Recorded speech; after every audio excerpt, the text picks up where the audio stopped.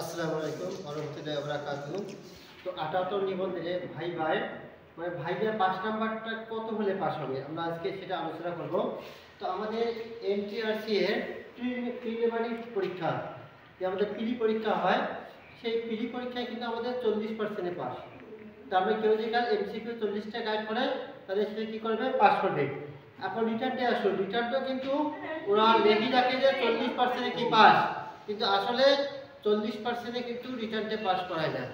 40 plus মানে কিন্তু ওরা একটা হিসাব মতো করে কিন্তু ওরা শিক্ষার্থীদেরকে উত্তীর্ণ করা হয়, বিশেষ করে লিখিত পরীক্ষায়। এখন হচ্ছে ভাইভা, এখন ভাইভাতে কিন্তু 20 নাম্বার, ভাইভাতে 20 নাম্বার। আমাদের কিন্তু একাডেমিক যে সার্টিফিকেট থাকে এইটার উপর নির্ভর করে থাকে 12 নাম্বার, আর বাকি এই 8 নাম্বারের উপর কিন্তু আমাদের ভাইভা। এখন এই 12 নাম্বার আমরা যদি কেন এসএসসি তে ফার্স্ট ক্লাস থাকে তাহলে কত পাবো, এটা 4। এখন এইচএসসি তে যদি ফার্স্ট ক্লাস থাকে তাহলে কত পাবো 4। আর একটা কি অনার্স, যদি অনার্সে ফার্স্ট ক্লাস থাকে তাহলে এখানে 4, 3 এর 12।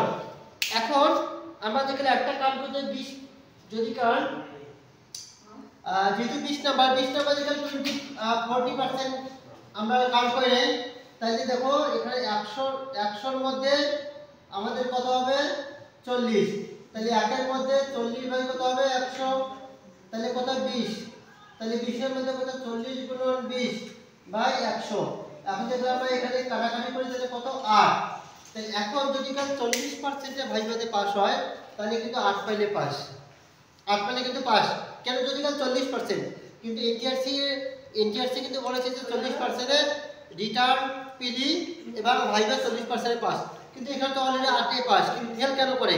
এখন আমরা তো যদি কাল এই তিনটাতে ফার্স্ট ক্লাস থাকে এখানে 12, যেখানে কারো দুইটা সেম ক্লাস একটা ফার্স্ট ক্লাস থাকে তাও তো সে 8 পাবে, তবুও কিন্তু ভাইভাতে ফেল করাচ্ছে কেন?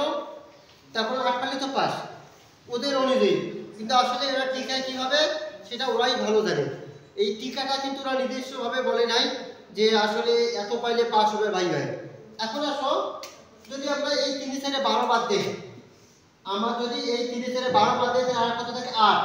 এখন 8% ও যদি আমরা 40% কই দেখি তখন কত আসে, তাহলে এখন 100 এর মধ্যে হবে কত 40, তাহলে 1 এর মধ্যে যদি হয় তাহলে 40 ভাগ কত 100, যদি 8 এর মধ্যে হয় তাহলে 40 গুণন 8 ডিভাইডেড 100। এখন যদি আমরা এটা কেটে নেই তাহলে এখানে 2, এখানে আসছে কত 5, এখন এখানে কত 16, তাহলে এখানে কত হচ্ছে 16 আর নিচে আসছে কত 5। এটা যদি ভাগ করে নেই তাহলে 3 5 15, এখানে আসছে কত 1, এটা পয়েন্টে যেটা 0 নেই 2 তাহলে 0। এখন দেখো তাহলে 2.3.2 মানে যদি 40% হয় 8 নাম্বারের উপর, যেহেতু আমাদের একাডেমিক কত 12, তাহলে আমাদের কিন্তু প্রায় 3 পাইতে 3 প্লাস, তার মানে যদি 3 ও পায় তাও তাকে কি পাস করে দিতে পারে ওই 8 এর মধ্যে। তাহলে দেখা যাচ্ছে যে এখানে ভাইভা যে কোশ্চেনটা, তো ভাইভা যে প্রশ্ন ধরাবে যে স্যাররা এই প্রশ্নগুলো অ্যানসার উপর নির্ভর করে কিন্তু আমাদের এই 8 নম্বরে একটা মার্ক ওরা কাউন্ট করে।